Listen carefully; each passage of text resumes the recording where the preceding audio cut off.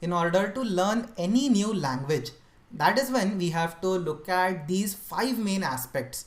And if you master these five aspects, that is when you can solve any sort of program or any sort of task by using any language. So by the end of this particular session, we will just have one single project which will be using a Python backend, an HTML frontend, and a JavaScript middleware. So just look at the diversity of programming language which we are using. But essentially, the only way in which you should be looking at programming language is that it is just one sort of tool, and you need to just understand how to use that particular tool, and you don't need to master that tool. So now let's move towards the next part of this particular session, which is understanding how to use JavaScript. Okay, so the very first task over here is to write hello world. So let's go back to the Google website, and over here you can click on right click and then click on inspect element or inspect, and you can even open that tag by typing Ctrl Shift I. Okay, so every browser by default has a JavaScript rendering engine. Okay, and basically what I mean by that is that every website always has some JavaScript embedded inside of it. So every browser always needs to parse that particular JavaScript. So we can write JavaScript inside any browser. So inside Google Chrome, if you press right click and if you open inspect element, and then we can go to the console header over here. So let's ignore this for now. But essentially, if you write in any JavaScript code over here, that is when you can see the output of that particular code. Okay, so a very simple way in which you can display something in JavaScript is by typing the console.log tag. Okay, so similarly as we had used print in Python, in JavaScript we have console.log, because this is the console, and then we want to display something inside this particular console, and to do that we have console.log. Okay, so over here inside console.log, let's type in our very first message, which says hello world. Okay, and once you press enter, then hello world is displayed inside the console. Okay, so with this we have displayed hello world inside the console. So now let's go back and let's add the same thing inside our HTML document. Okay, so inside the script tag we can type in console.log, and inside console.log we have welcome to my new website. Okay, so now let's go back to our website. Let's refresh this, and voila, you're not seeing anything. And this is because the print statement or the statement which we have typed over here will be displayed inside the console. So to view the console, let's right click, let's click on inspect, and over here let's adjust everything so that we can see it properly.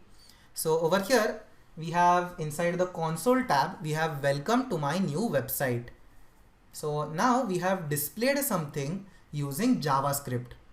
Okay, so this is cool. Now let's go back to the Google tab, where let's first of all learn some basics of JavaScript, and then let's go back to implementing JavaScript on our particular project. Okay, so now to do that, let's look at what the next step is. So after writing hello world, the next step is to declare variables. Okay, so now in the case of JavaScript, any variable is declared by using the var keyword. Okay, so essentially over here we have var, and then we have a variable name. So let's type in any name over here. So we have my name, and this is equal to, now you can assign a numerical value over here, or you can assign a Boolean value. So by Boolean value I mean true or false, or you can assign a string value. Okay, so let's assign a string value right now. So my name is Vinay. Okay, So over here, now we have created a new variable which is called my name. Let's print this variable by typing in console.log. Okay, and now inside console.log, let's print in my name. So let's click enter, and over here Vinay is printed to the console. So basically this is the value of this particular variable. Okay, now let's assign a new variable. So var data is equal to 24. Okay, so now we have assigned a numerical value. So now let's print this by typing in console.log, and inside console.log we have data. Okay, so over here we can see that the output is 24. Okay, so with this we have created a variable called data and a variable called my name, and then we have displayed this. So now let's also look at some basic operations. Okay, so again var data is equal to 24 plus 12 minus 10. Okay, and then let's print out the value of data. So essentially 24 plus 12 minus 10, which is 24 plus 2. So this is 26. So in this way we can perform simple mathematical operations. We can create variables and then we can print out the value of these variables. Okay, so with this we have created or we have completed the second step of learning any language, which is that now we can create variables. Okay, so let's look at what is the third aspect in creating any language. So over here we have how to write functions in any new language.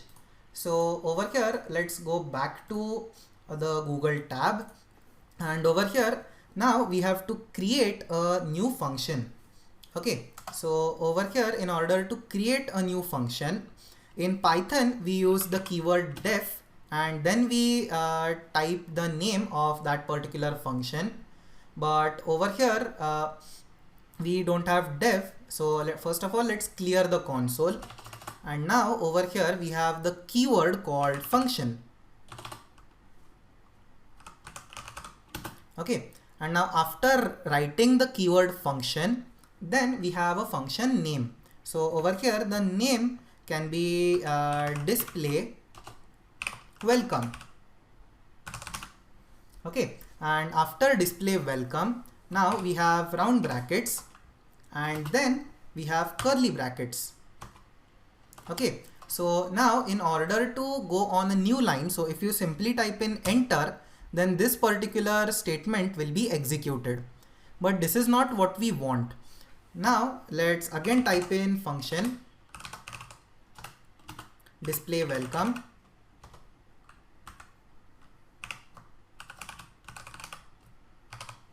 and then so in the case of Python we didn't use any curly brackets because everything was from a specific indentation level from the margin.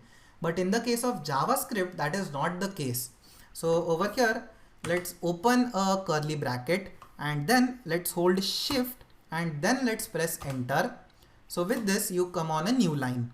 So over here we have console.log, and inside console.log now we have a basic message which says welcome from the function.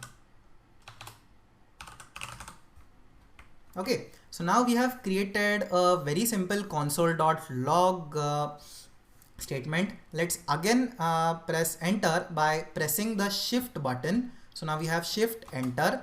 With this we go on a new line, and now let's close this function. And now after we have written the entire function, let's press enter. Okay, so now with this we have created a function. So now in order to call this particular function, we have to just type in the name of this particular function. Okay, so over here we have display welcome, and if we simply type in display welcome, then we can see that this is a function. So F stands for function, and we can see that this is the entire function. but we don't want this, we want to run the function. So to do that, we can type in display welcome, and then we have to pass in these two round brackets. Okay, so with this we tell JavaScript that now we want to run this particular function as a function, and we don't want to display the value of this particular function. So if we press enter, this is when we can see that we have welcome from the function. Okay, so isn't this cool? Now let's also do one thing where we pass some variables to this particular function. Okay, so we can again define this particular function by pressing the up arrow. So now we are inside display welcome, and over here inside these particular round brackets, now let's pass in a particular variable. So over here we have var name. Okay, so over here inside var name, now we want to display this name. So instead of welcome, let's display a customized message. So over here, let's remove everything. So first of all, we have welcome, then we have plus. So now let's add the value of name here. Okay, so with this, if we pass in a name, then we can see that it is welcoming that particular name. So let's click enter, and now we have an uncaught error. So inside declaring any function, we can simply pass in the variable name. Okay, so instead of using the var keyword, you can simply type in name. So over here we have created a new function, and we will pass in a variable called name. So now let's call this function. So we have display welcome. Okay, and now inside display welcome, now we want to pass in a value. So over here inside the display function, display welcome method, let's pass in a name, Vinay. So now if we press enter, this is when we can see that now we have welcome Vinay. So in this way, we have created a new function in JavaScript. We have passed in a variable, and then we have executed the commands inside that particular function. So with this, we have successfully displayed hello world on the screen. We have declared variables. Now we have written functions. Okay, so now let's look at another aspect, which is how do you write if statements. Okay, so over here, let's again clear the console. And now in order to write in if statements, so we have if, and then we have round brackets. So over here inside if, let's type in a very simple condition. So if 20 is greater than 12. Okay, so if 20 is greater than 10, now in the case of Python, we would have placed a colon here, and then on a new line we would have written the code. But instead in JavaScript, you have a round bracket over here, and then while holding shift, press enter to go on a new line. And over here, let's type in console.log, and inside console.log, now we have a very simple statement which says the compiler is working fine. So if it analyzes 20 to being greater than 12, then essentially this means that the compiler is working fine. So let's go on a new line by typing in shift enter, and then let's close the bracket, and over here let's press enter to save this if statement. So now essentially as 20 is greater than 12, the compiler is working fine. Okay, so with this we have seen how to write if statements in JavaScript. So now one last thing is remaining, which is how to write loops. Okay, so now we will be mainly going through two different types of loop. So the first one is a for loop. So over here we have for, and then we have round brackets. So inside this we specify the condition for this particular loop. So let's say we want to run this loop for 10 iterations. So over here we create a variable, so where I is equal to 0. So now we have created a new variable over here. Then we have a semicolon, and now we have a condition. So I is less than any value. So over here we can say I is less than 10. And then let's press a semicolon, and then we want to put in another condition which will take place at the end of every loop. So now we have I plus plus. Okay, so with this we have created the starting condition. So now we have I is equal to 0. Then we want to run this loop until the value of I is less than 10.